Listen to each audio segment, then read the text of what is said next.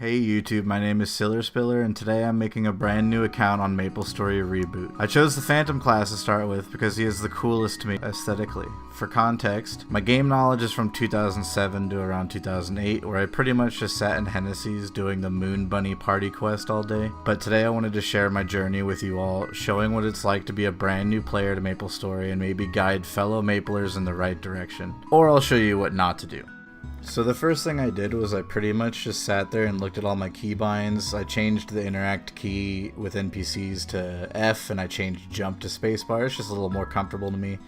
The game had put me in a little tutorial area where I obviously skipped all the tutorials and just regretted it immediately. I was supposed to be stealthy, but I had no idea and it let me through anyway, which is a win for me, so it's alright. After that I went to Hennessy's and played around a little bit and did a quest. Then I ended up at the Golem map, training up until about level 31, where I was able to do my second job advancement.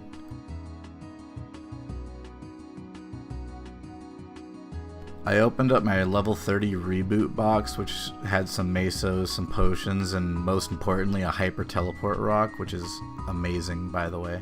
Moving on over to Rihanna straight from levels 31 all the way up until level 60. This place is amazing. The levels just flew by like nothing. I should also mention that I'm taking advantage of the current hyper burning event going on right now, so I do level faster than normal. So yeah, I finished up all the quests in Rihanna straight and got some pretty cool equipment pieces, and this is also where I learned how to Star Force equipment, and I'm still wearing these pieces even at level 200. I got my third job advancement and then I immediately went over to Copper Drakes and Sleepywood. That's also another really good map.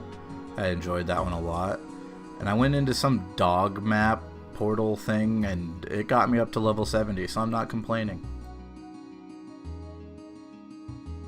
At level 70 I went and trained at Orbis until about level 75, and then at level 75 I went and did a quest line called the Afterlands. It was recommended to me by one of my friends.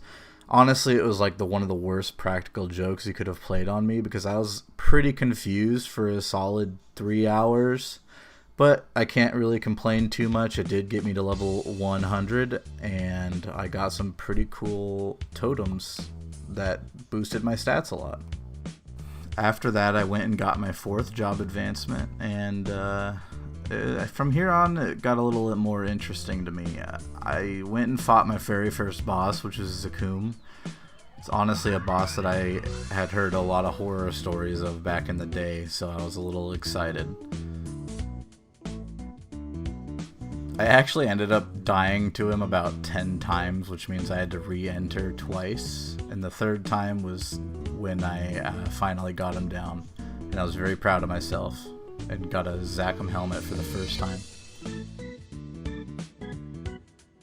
After Zakum I went over to Monster Park and did my 2 runs, and that got me up to about level 115.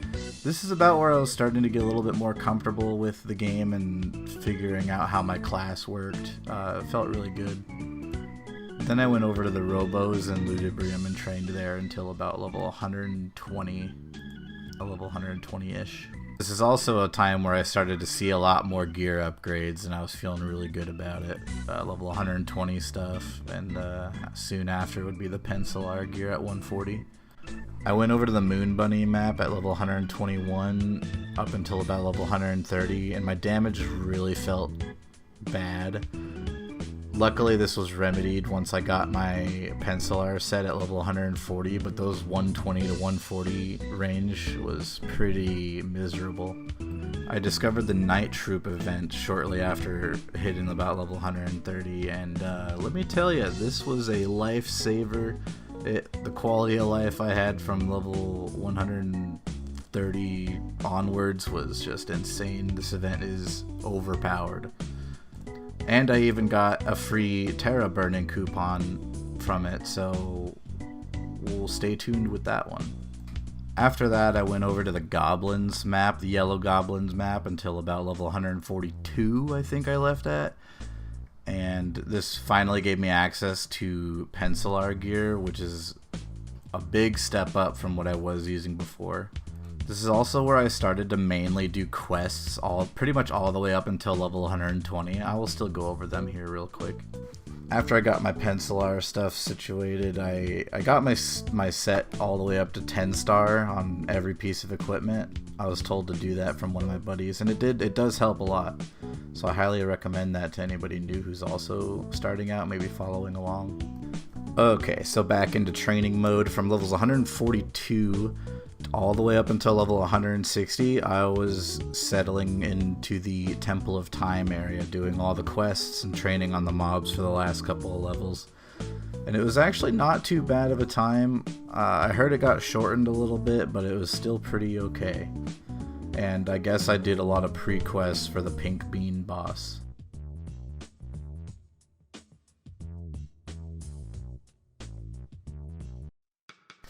On day 2, my friend told me to go to the Maple Guide and claim the level 160 reward that gives you a free trait boost potion, and I ended up using that on the charm skill to get free level 30 charms so I can equip pocket slot items from future bosses.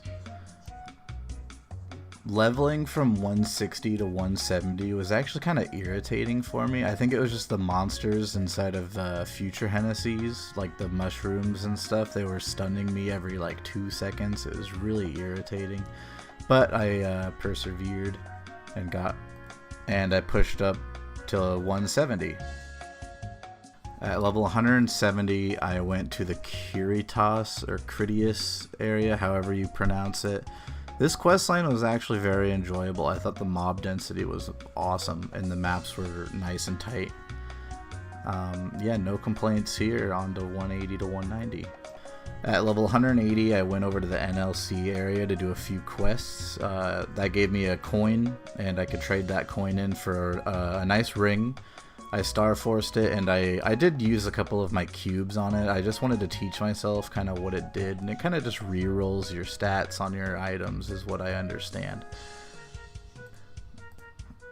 But yeah, from 180 to 190, I pretty much just trained in the Knight Stronghold area in the future Hennessy's area, and I did experiment with a couple of maps that are off meta, I guess you could say. The guides were saying to go to this one map that had all of the monsters in it, but I decided to try and do a different one. From levels 190 up to level 199, I trained in the future Pyrrhion maps, and it wasn't too bad. The maps were really good, the mob density was really good. It was probably one of the most enjoyable level gaps that I've had, but it was also kind of long because I knew 200 was coming up. At level 199, I was told to accept a quest from the light bulb called Haven, and that quest just takes about 3 minutes. You kill a couple robots and then they give you level 200 for free. In my case, it was level 202 because I'm hyper burning, and yeah, that was quick. I liked that. I hope you guys enjoyed episode 1 of this new series. I'm really excited to be getting this going, and we'll get past the initial awkwardness. In the next episode, we're going to be going over the 5th job advancement, and I'm assuming most likely gear upgrades.